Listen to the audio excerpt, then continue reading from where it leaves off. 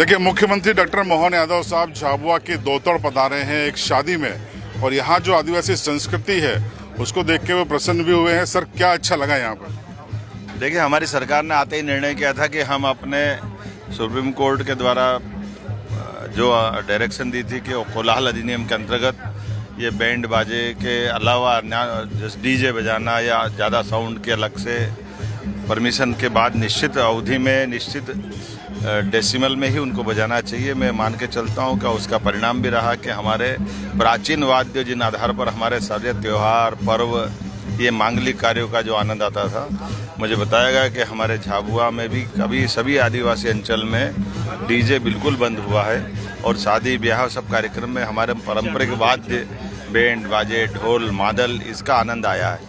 हम कोशिश कर रहे हैं कि हमारे इस प्रकार की संस्कृति को बचाने के लिए जो हो सकता है वो हम सब करें। सर, इससे अपराध भी कम हुए हैं और हादसे भी कम है, इसको पूरा मध्य प्रदेश में लागू करेंगे? बिल्कुल, मैं मान के चलता हूँ कि मध्य प्रदेश में हमने इसकी शुरुआत की है, लेकिन कुछ जिलों में जो पूर्णता हुआ ये मॉडल बनेंगे। आने वाले समय में हमारे यहाँ के सभी जनप्रतिनिधियों को बधाई देना चाहूँगा, माननीय मंत्री, माननीय विधायक, सांसद जी, जिलाध्यक्ष जी और कांग्रेस के लोगों को भी जो इसको मिलजुल करके काम करें, क्योंकि हमारे लिए दलों की सीमा से उठ करके ये चीज़ें संस्कृति को बचाने के लिए हम सबको साथ लेना चाहते हैं। मैं अपनी ओर से बधाई देना चाहता हूँ। सर, भगोरिया को लेकर आपके सरकार ने एक बड़ा काम किया, इसको राष्ट्रीय धरोहर में शामिल कर दिया। अब क्या यूनेस्को की तैयारी है? निश्चित रूप से भगोरिया हो या बाकी उत्सव ये बड़े ऐतिहासिक उत्सव है, इनको जीवंत करना, इन पर सरकार के ध्यान देना इसी की आवश्यकता है और इसीलिए हमने भगोरिया को राष्ट्रीय पर्व का दिया और यूनेस्को में भी भेजेंगे। इसके अलावा भी जो कर सकते वो सब करेंगे, लेकिन ये परंपरा जारी रहेगी। राहवीर एक बड़ी अच्छी योजना आपने इंदौर में लॉन्च की है सर, इस इलाके को बहुत ज़रूरत थी इस योजना की, कैसा देखते हैं और क्या अपील करेंगे लोगों से? देखिए, हमारी सरकार गरीब से गरीब आदमी की ज़िंदगी बचाने के लिए, होने वाले एक्सीडेंट में जागरूकता फैलाने के लिए और त्वरित गति से जनता को रिलीफ देना चाहिए। प्राचीन समय से भी था, कोई एक्सीडेंट हो गया, कोई घायल है तो उसको उठा करके हॉस्पिटल पहुंचाना ये मानवता कहती है, लेकिन थोड़ा सा इसमें पुलिस के या बाकी कई कारण से अब इससे जो निराशा आई है, ऐसे में सामान्य घायल भी मौत को हो जाता है, तो बड़ा जिसके घर से वो चिराग बुझता है उसकी आत्मा जानती कि क्या हो रहा है।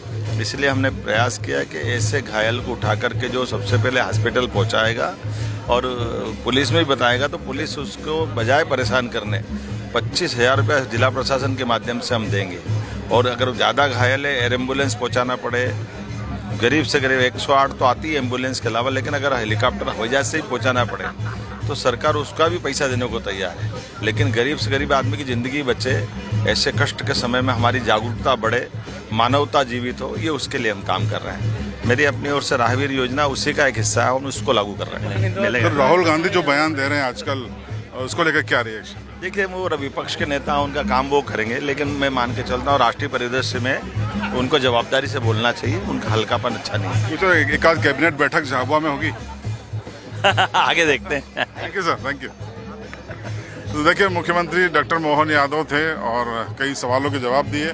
हमने कहा कि झाबुआ में आपकी कैबिनेट की बैठक हो सकती है, हंसते हुए फिलहाल उन्होंने कहा कि आगे देखते हैं। अब यहाँ से विदा हो रहे हैं। इस इंटरव्यू पर आपकी राय कमेंट बॉक्स में जरूर बताएं।